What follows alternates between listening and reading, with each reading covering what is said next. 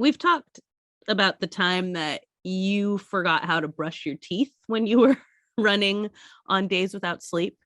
Yeah. Um, Yes, we have. This was, I believe, I was on day 3. I was on, which is the longest I've ever gone, yeah, and hope so. That's way too long. oh, it is completely. It was. I was on day 3, and I'm pretty sure I was on day 3, and it was, and remains to this day, one of the most incredible things I've ever experienced. It was unbelievable. It was like something I'd never imagined could happen. It was a taste of.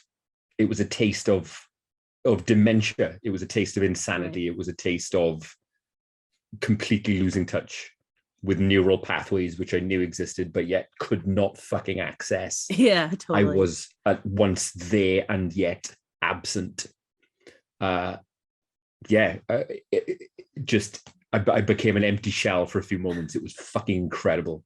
You might actually, have a lot in common with some of the people that I'm about to tell you about today, given that description. Have you ever, other than that particular incident, have you ever done anything else like stupid or dangerous or just kind of silly when sleep deprived? Certainly you've had a lot of chances lately. Oh God.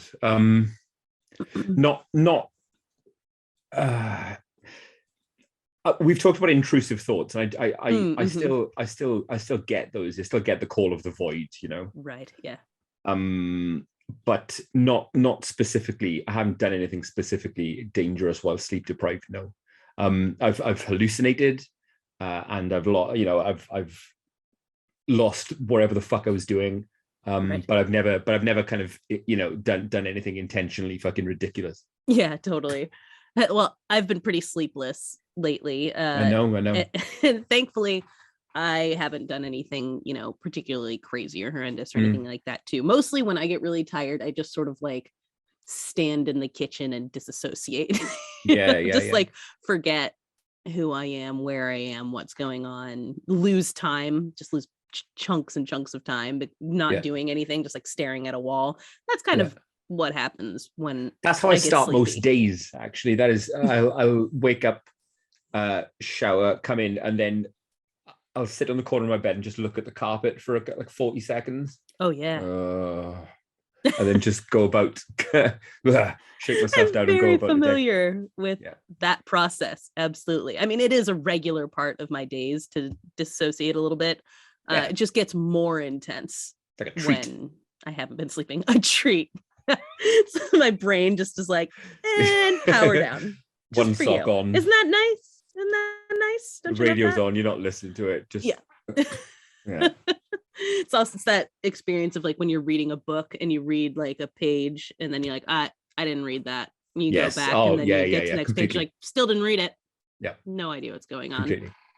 That's a part of my day-to-day life, but even more so when I haven't been sleeping super well. So that's been me a lot lately. But some people get sleepy and they do some absolutely batshit things, especially if they're under the influence of a little drug called Ambien. Okay, great. Now, Ambien is a brand name of the drug Zolpidem. That's the generic name for it. And it's a sedative hypnotic drug that slows activity in the brain in order to put you to sleep. Listen, I'm reasonably sure that it's, if not the same drug, then very, very closely related to the short course I got from the doc Zopiclone a few weeks back. It's a family known as the Z drugs. Okay, Zopiclone. Let's see. Zopiclone, Zopiclone, Zopiclone. It is a hypnosedative drug commonly used to treat insomnia. Yeah. So yeah, I don't know exactly what it is, but yeah, it's the same class of drug. Absolutely. So you're familiar with exactly what I'm talking about here. Yes.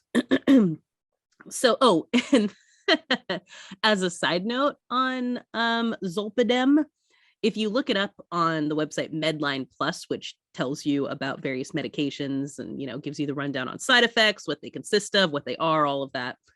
Before you can read information, just general information about Zolpidem, you're presented with a big red box with this warning. Zolpidem may cause serious or possibly life-threatening sleep behaviors. Some people who took Zolpidem got out of bed and drove their cars, prepared and ate food, had sex, made phone calls, sleepwalked, or were involved in other activities while not Wow. fully awake. After Wow. they woke up, these people were unable to remember what they had done. Wild. Tell your doctor if you've ever had an unusual sleep behavior while taking Zolpidem. Be sure that your family or caregiver are aware that these symptoms are serious and to call your doctor if they occur. Stop taking Zolpidem and call your doctor right away if you find out that you have been driving or anything else unusual while you were sleeping. Yeah. You find out you were driving. Can you imagine someone telling you this? Incredible. So, a little daunting. My dad used to take Ambien, and he would call me and we'd like have these long conversations, and the next day he would like scold me for not having called him. And I'd be like, what are you talking about? We had like a long chat, and he would ask me what time it was, and if it was after 8, he'd just go that was the Ambien. Yeah, he just completely forgot anything he said, did, or experienced after he took Ambien. I can well believe that you could drive, because driving is almost like a motor function, isn't like it? A After muscle a while, memory, like it's we've all had that experience where you get to a destination and you don't remember having driven like there. how did I get here? You just know that you've driven there, and I can well believe that you can do that with your higher functions disengaged. Totally. Yeah. Oh, I hate that feeling too. Sometimes when I get somewhere and I've kind of zoned it out, because like if I drive to the gym, I drive to the gym 4 days a week or whatever, I will get there and I'll be like, I did stop at lights, right? Yeah. And I know I did, but yeah, you just kind of, you zone it out. So 100%, you could probably do that. Well, mostly asleep. Zopiclone, at least, and I'm certain Ambien does as well, has a lot of recreational applications as well. A good friend of mine, when I was at uni, remains a good friend now, had like an open prescription for Zopiclone for sleep issues, and many's the time where we would, because if you take them and push through and stay awake, we're going to talk about you're in funky town, you know what I mean? So sure are, because it's a sedative hypnotic. Yes. So it gives people all kinds of like, you see visions, things can start wobbling around you, you imagine things and all that stuff, which I suppose could be fun, but for a lot of people is terrible. If you're doing it on purpose, if you know what you're doing and you're actively trying to bring those things on, symptoms on, then you're fine. So Healthline asked readers to submit some of the weirdest things they'd done under the influence of Ambien. And answers ranged from drove to the store and bought whipped cream to killed a guy, having an hours-long imagined conversation with 80s French-Canadian cartoon character David the Gnome, to raiding the neighbor's freezer for ice cream, to actually digging a hole in their septum thinking there were spiders in it. Straight up, hole in the nose, trying to get spiders out. Oh, wow. Horrifying. Okay. That took a when fucking it's not turn. super fun. In 2018, Roseanne Barr, the titular character of the show Roseanne, and at the time its reboot, tweeted out a series of wild tweets filled with conspiracy theories about George Soros and the Clintons, and I remember that, including a racist comparison of Black advisor to Barack Obama, Valerie Jarrett, to an ape. Oh, fucking hell, Roseanne. Yeah. Did she blame it on... Don't blame me. Ended up costing her entire show, which they renamed The Connors, and continued going. And for her part, she blamed it on the Ambien. Don't blame it on the sunshine. Like Krusty the Clown on Percodan. Yeah, she claimed that the tweets had been made while she was asleep and under the influence of the drug. Ambien. The company responsible for manufacturing Ambien in the United States tweeted that racism is not a known side effect of their I remember product. that too, yeah. But it is worth noting that on their website, they point out that it can cause erratic and unexpected thoughts. That's not actually a defense of Roseanne, though she has said the same kind of shit in the middle of the day enough times that she can be pretty reliably categorized as a racist conspiracy theorist asshole. Yep. But she's not the only one to use Ambien to explain some very bad behavior. In fact, it's been blamed enough that there are names for the phenomenon: the Ambien strategy or the zombie defense. Nice. Now, according to Dr. John Winkelman, Ambien causes sedation and what we might call delirium, but it's not getting you fully to sleep. People seem to do things that they would ordinarily do, but they're in an altered state. Mm. Now, some folks claim to be doing things, though, that they'd never do in their day-to-day. That's the sleepwalking state, isn't it? That's where you're able to, with your eyes open, and you're able to, maintain some kind of conversation, and you're able to look around, right, and you're ambulatory, but yeah, you are not there. You're not aware of this at all, so you're in some sort of in-between state of sleep and awake. And sometimes it really is just a case of doing a normal thing, but doing so badly and with deadly consequences. Like in 2009, when a woman in Fresno killed the mother of 11 children while driving under the influence of Ambien. Oh, no. Yeah. And just 2 days earlier, a man in New York was also acquitted after killing a man while driving in his sleep.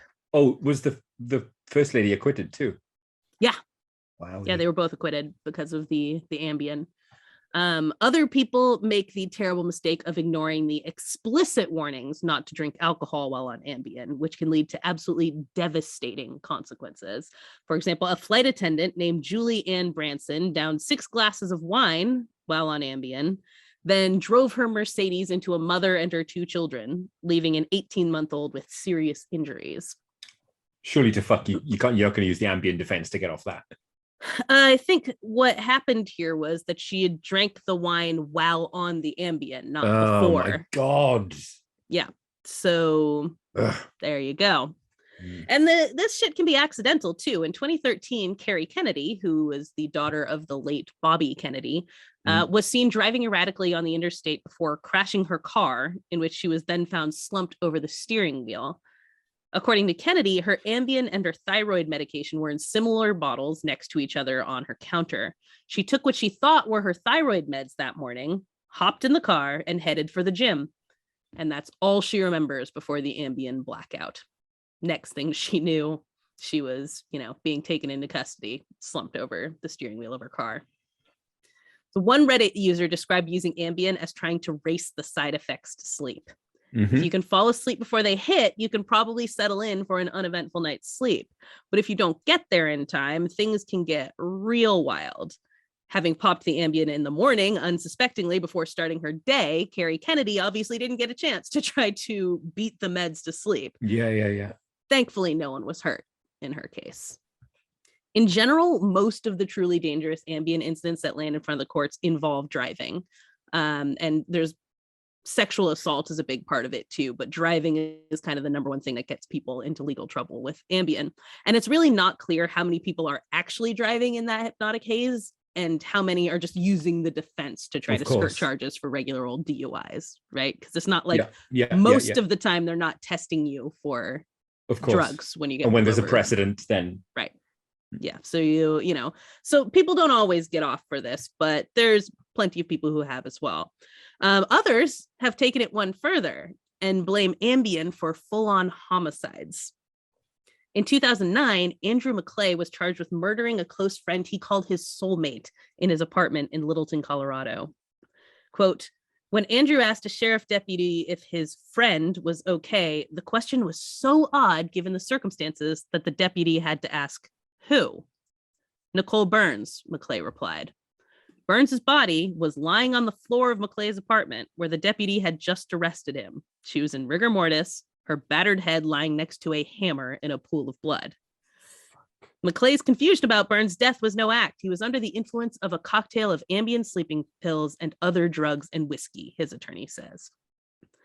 So McClay had taken 5 Ambien pills, along with drinking the whiskey, and around 15 Aleve, which I don't know that would have made like a big difference because Aleve is just like a regular ibuprofen or things like that. But the whiskey and Ambien would definitely shove you right off a mental cliff, that's for sure. And McClay had been in trouble with the law for assault before, and it appeared that night he actually was likely trying to end his own life, not Nicole's. He'd emailed his aunt, I'm sorry, I love you, come get my fish. And that adds up with the alcohol and the odd cocktail of pills, like taking 15 Aleve and 5 Ambien. Like you're not going to have a good time doing that. No. So he was probably trying to end his life. And that aligns with that idea that you do things you were going to do anyway, but it goes awry because you're off your tits on this drug, right? Like, he had violence in him. He'd assaulted someone before. He was going to end his own life. He just hadn't intended to aim it at her that night. And she came home from work. They both worked at Red Lobster. And, you know, when he was kind of talking about this, when he briefly spoke after being arrested, he said, like, she came home from work and she seemed weird. Yeah. And that's a thing that people sort of talk about often. Like, they suspect weird motives in other people. Yeah. People seem to be doing weird shit. And so he acted violently, likely in response to thinking something weird was going on with Nicole. So just a terrible sort of like tragic mix of circumstances, you know, that wasn't what he intended to happen there. I mean, it would have been also tragic had he taken his own life, but, you know, he also ended up killing someone. That condition, for want of a better word, that zone of being between sleep and wakefulness, of being subject to your fucking, you know, your lizard brain, right, of being at the whim of your instincts, right, without any higher functions to kind of temper your behavior, is goddamn fascinating, isn't it? It absolutely is. And, you know, I think the thing about this is what I keep going back to, that guy saying, you know, you would do things you would normally do, right? Yes. And I think in general, like, you or I probably would never, no matter what, bash someone's head in with a hammer, because it's not what our responses to things are, right? Yeah. You know, the violent reaction has to be sort of latent in you. But then when things take over, that's what happens. Like in the case of Prince Adams of Memphis, Tennessee in 2006, he had a dream that his girlfriend, Nikki Flowers, was cheating on him, and proceeded to stab her 27 times with a pocket knife, killing her. And again, while there's no way to conclusively say this is the case, it seems like he probably at bare minimum had anger issues. And if he had found out in real life that his girlfriend was cheating on him, he probably would have done something fucked up, if not necessarily kill her. Right. And so I think that's what's so interesting about this. Like you said, it's like all the barriers when you're in that sleeping, waking thing. And they compare it in one of the articles I read basically to like alcohol, right? A lot of times, you know, alcohol doesn't change your personality. No, you don't of course. do things that like brings down. Yeah. It's like everything that would have stopped you from doing stuff is now out the window. And that is kind of, they don't know why this happens specifically with Ambien, or with like this kind of drug, I should say. What do you call it? Z drugs? Or Z drugs. Yeah. Or Z drugs. That I like that I translated it in my brain. Like I didn't even register. No, that was great. That was great. But yeah, that these things, they just kind of take down these walls, and they don't know why this happens, but then people do these kinds of things. I think that there are people who have a propensity to find themselves in that zone. I mean, I'm not for a second suggesting that it's inherited, but I know my dad sleepwalks. He's many's the time as a kid, we'd be woken up by my dad, ba-dum-dum, clattering down the fucking stairs, having fallen down the stairs on a walk. I'm somnambulatory, and you know full well that my son Owen is. He's wandered in. He's wandered into the podcast plenty of time. Yeah. Why would you think this is not inherited? Well, clearly it is. Yeah. But I again, I'm not a doctor, and I can't work out the mechanism by which it would be passed down. Right. How Is it a tendency to sleepwalk be genetic? Yeah, but something is obviously being passed down. And are you ready for a classic Joag overshare? Oh, please do. I'm a sleep pisser, mate. I will walk around in my sleep, particularly after I've had a few, and I will piss in the strangest places. My good friends know this, and now so do all of our listeners. Laura came downstairs once when we lived in South Wales to find me stood in the living room pissing over the TV. No. no, this was in one of my stories. I almost included this, and it was like someone, like one of the people on Ambien reported having peed on the TV. It's like, why there the you go. TV? That was me. Who knows? Incredible. Yes. So, Absolutely incredible.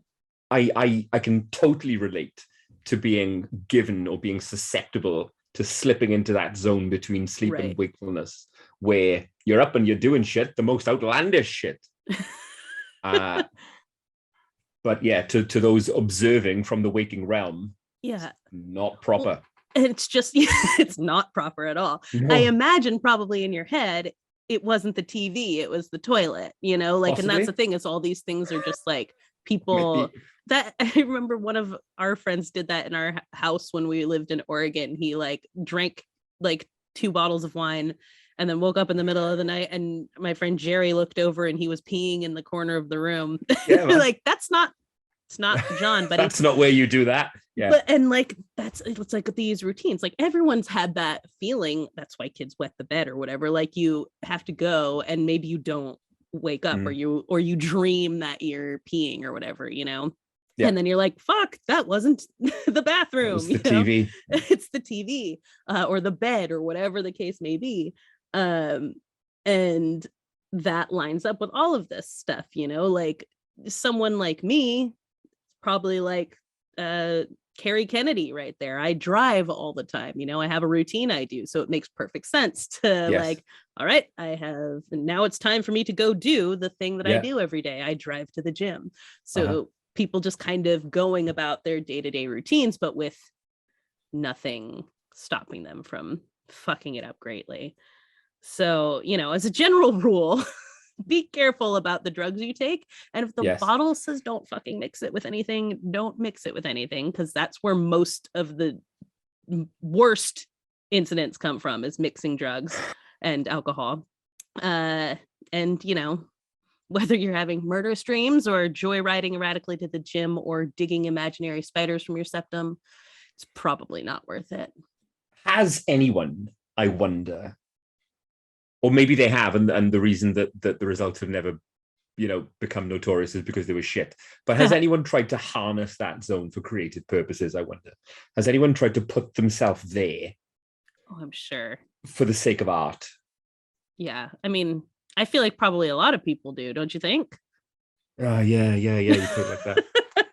Like, I bet that's the case. Much like, in fact, I was reading a bunch of stuff earlier that was talking about this.